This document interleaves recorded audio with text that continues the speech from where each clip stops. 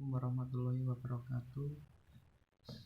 Perkenalkan, saya Haji Firmansyah, mahasiswa Fakultas Hukum Universitas Muhammadiyah Malang, NIM 2017-257. Pada kesempatan yang baik ini, saya ingin sedikit berbagi mengenai review saya 5 jurnal.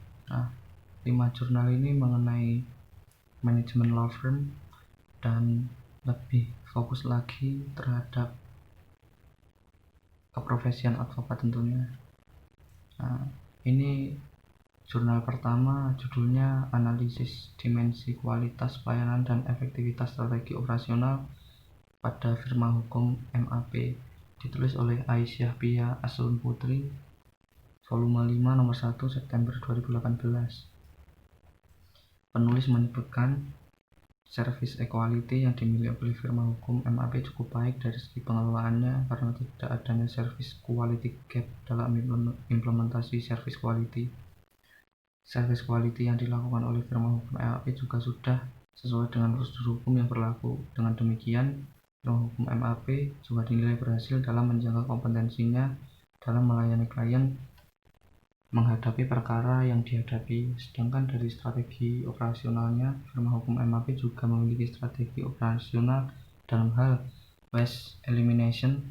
Firma hukum MAP dinilai telah sukses mempertahankan kualitasnya sebagai penyedia jasa layanan hukum dikarenakan setiap langkah dalam penyelesaian perkara telah direncanakan terlebih dahulu dan di setiap masalah dalam perkara dapat ditangani secara optimal oleh para advokat. Dengan mengimplementasikan waste elimination dapat memperlancar jalannya perkara yang ditangani oleh para advokat di MAP dan dapat menciptakan efisiensi dan efektivitas dari proses penanganan perkara baik melalui litigasi maupun non-litigasi. Nah, tetapi ada beberapa hal menurut penulis yang itu perlu difokuskan lagi dalam pelayanan di firma hukum MAP.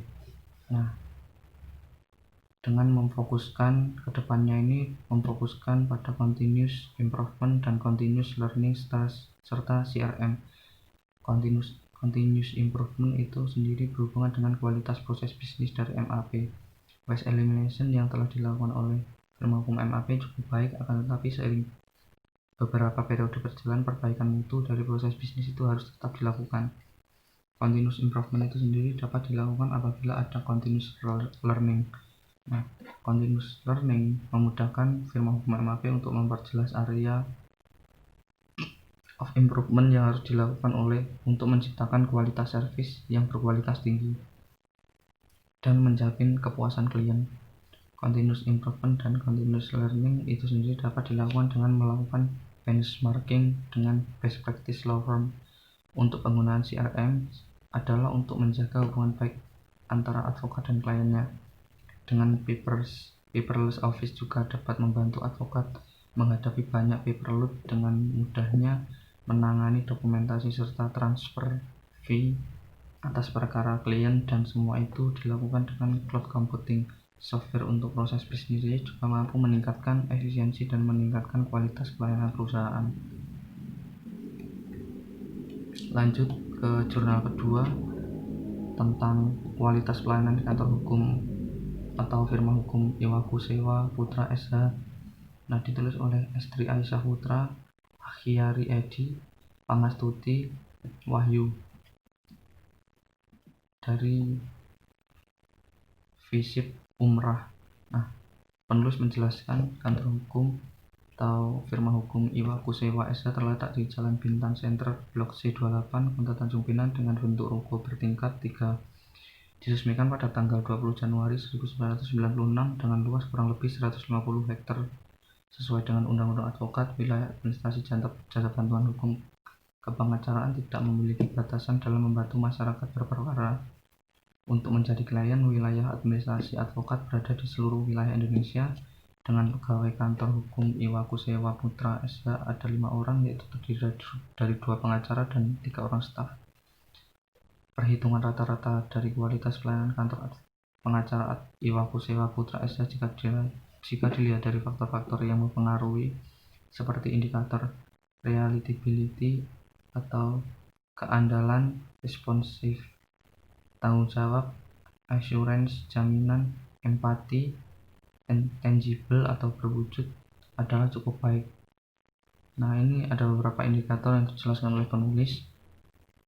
Nah, berdasarkan itu penulis menyimpulkan bahwa tingkat kesesuaian antara harapan dan kenyataan dengan indikator yang disediakan oleh penulis memang cukup baik di dalam kantor Iwakusewa Putra SH.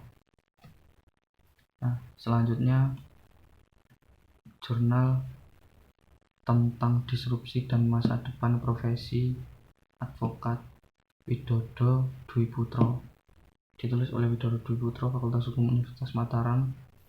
Nah, penulis menjelaskan bahwa disrupsi ini mengancam kemapanan profesi hukum seperti kantor advokat dan lain-lain jika sebelumnya hukum terasa rumit bagi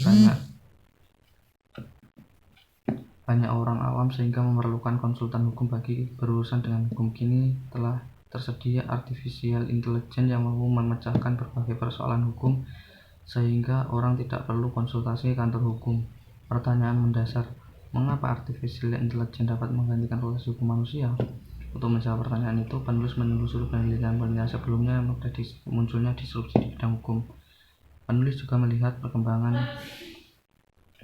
terbaru dalam hal ini kompetensi antara proses hukum manusia dan artificial intelligence. Teknologi yang lebih canggih akan menggantikan sesuatu yang bersifat teknologi pula.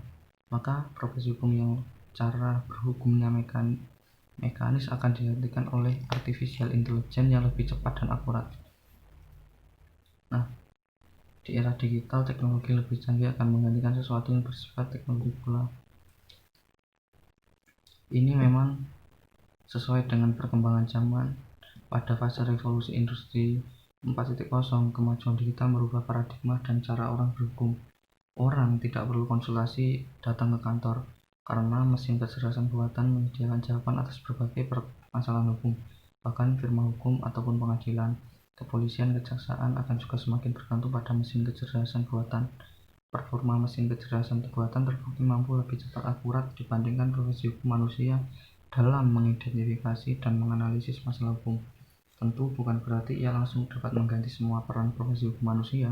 Mesin kecerdasan buatan memberikan kepastian hukum, sementara dalam kasus hukum tertentu syarat pergulatan antara kepastian, kemanfaatan, keadilan. Keadilan bukan soal algoritma, melainkan lebih pada hati nurani, kepekaan pada nilai-nilai kemanusiaan, dan perspektif kritis akan realistis. Tegasnya, untuk mendekatkan hukum pada keadilan diperlukan profesi hukum manusia yang berintegritas dan mempunyai kecerdasan nurani. Nah, di era yang lebih canggih akan menggantikan teknologi itu. Lanjut ke jurnal selanjutnya, implementasi kewajiban advokat dalam menjaga rahasia klien. Nah, studi di kantor advokat Joni Vianto and Partners, Lardi and Partner, dan kantor sekretariat Dewan Kehormatan Daerah DKD Peradi Jawa Timur, ditulis oleh Maharani Roya Ananta. Penulis menjelaskan bahwa implementasi advokat dalam menjaga rahasia klien Jovinianto Partners dan Lardi Partner sudah menerapkan ketentuan yang tertuang dalam kode etik advokat dan Undang-Undang Advokat Nomor 18 Tahun 2003. Kendala yang dihadapi dalam menjaga rahasia klien ini penulis menyebutkan ada dua. Pertama, di kantor advokat Joni Vianto and Partner terdapat kendala eksternal yang terletak pada klien dari kantor Junianto and Partner yang tidak bisa menjaga dan membatasi informasi yang dibicarakan ke publik. Nah, selanjutnya dalam kantor Lardi and Partner sama dengan kantor sebelumnya, yaitu kendala eksternal bahwa informasi keluar pihak lain karena klien sendiri. Nah, selain itu perasaan tidak enak untuk menolak apabila saat menunggu sidang rekan atau klien membaca berkas dan adanya tekanan dari pihak lawan. Selanjutnya, pengawasan advokat. Ini jurnal selanjutnya mengenai tentang pengawasan advokat. Upaya Menuju Profesionalisme, ditulis oleh Ibnu Hajar, Jurnal Al-Mawarid edisi 12 tahun 2004. Nah, ini lebih ke segi sejarah. Penulis menyebutkan keberadaan advokat tempo dulu dan sekarang tidak jauh berbeda, hanya sekarang ini ada undang-undang yang menyatukan istilah-istilah. Jadi tekankan pada istilah advokat. Kalau orang yang di dalam organisasi advokat dan para pengawasnya tidak dirombak pola pikirnya, yaitu orang berpikir materi ansih kepada penegakan hukum serta punya niat yang luhur untuk mewujudkan perasaan adil bagi semua orang, baik yang kebetulan sebagai pejabat maupun sebagai rakyat jelata. Insya Allah kalau pola pikirnya menjadi pola pikir penegakan hukum dan mewujudkan rasa keadilan bagi semua umat, maka keberadaan undang-undang advokat akan bermakna. Tapi kalau sebaliknya, undang-undang advokat tidak ada artinya apa-apa. Nah, untuk mewujudkan advokat yang profesional, maka penulis ini menyebutkan saran. Ada 4 saran, yaitu pertama, harus berani tidak melanggar kode etik. Kedua, harus berniat untuk menegakkan kebenaran dan keadilan. Yang ketiga, harus berani bertindak dan berkata tidak akan memberi apapun kepada penegak hukum yang lain, termasuk kepada hakim, dengan tujuan dimenangkannya perkara. Yang terakhir, pengawas harus bertindak tegas dan objektif dalam menjalankan tugas kepengawasannya. Mungkin sekian dari saya, sedikit sharingnya. Semoga bermanfaat untuk kita semua. Saya akhiri, apabila ada kurang lebihnya saya mohon dimaafkan. Wassalamualaikum warahmatullahi wabarakatuh.